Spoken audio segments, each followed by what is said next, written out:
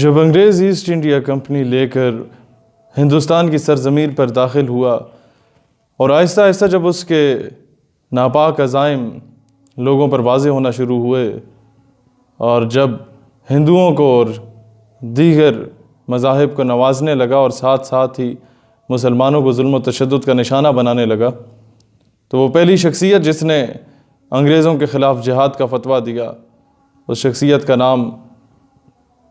مولانا کفایت علی کافی رحمۃ اللہ علیہ تھا۔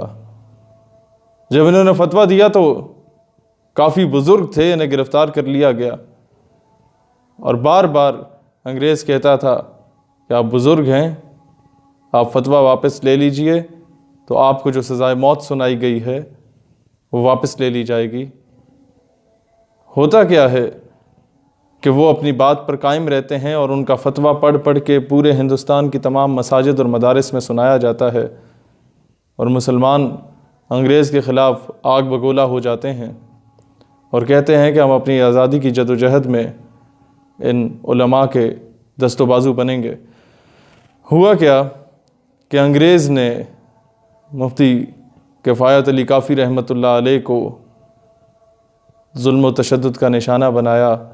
اور پھر کہا کہ اپنے اس فیصلے سے دستبردار ہو جائیں۔ آپ نے انکار کیا۔ انگریز نے پھر کہا کہ جناب آخری بار آپ کو وارن کر رہے ہیں، جب ان کے ڈرانے دھمکانے پر آپ کا کوئی جواب نہیں آیا تو ان کو لٹایا گیا اور ان کے جسم پہ استریاں پھیری گئیں۔ استریاں پھیرنے کے بعد ان کے جسم پہ نمک اور مرچ کو چھڑکا گیا اور دوبارہ استری پھیری گئی اور اگلے دن ان کو پھانسی کی سزا دے دینی جائی تھی کہ جب وہ شخص آتا ہے انہیں جیل سے لینے کے لیے کہ آئیں پھانسی کا وقت ہوا جاتا ہے تو دیکھ کے حیران ہو جاتا ہے کہ وہ اسی طرح تر و تازہ اس بزرگی کے عالم میں بھی اتنے ظلم و تشدد اور اتنا جبر سہنے کے بعد بھی دلیری سے کھڑے ہوتے ہیں، اور جب انہیں پھانسی کے لیے لے کے جایا جا رہا ہوتا ہے وہ ہتھکڑیاں پہنا کے تو سینہ تان کے جا رہے ہوتے ہیں اور کہتے ہیں یہ اشعار، اس نعت کے اشعار جو انہوں نے لکھے وہ ان کی زبان پر تھے، کوئی گل باقی رہے گا نہ چمن رہ جائے گا، بس رسول اللہ کا دین حسن رہ جائے گا، اور پھر انہیں پھانسی کے پھندے پہ لٹکا دیا جاتا ہے اور آپ جام شہادت نوش کر لیتے ہیں۔ آج جو لوگ کہتے ہیں کہ علماء کا کیا کردار ہے پاکستان بنانے میں، پاکستان بنانے کی پہلی شہادت اگر کسی نے دی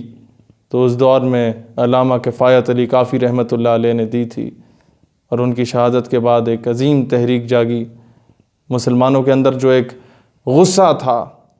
وہ ایک تحریک کی صورت پکڑنے لگا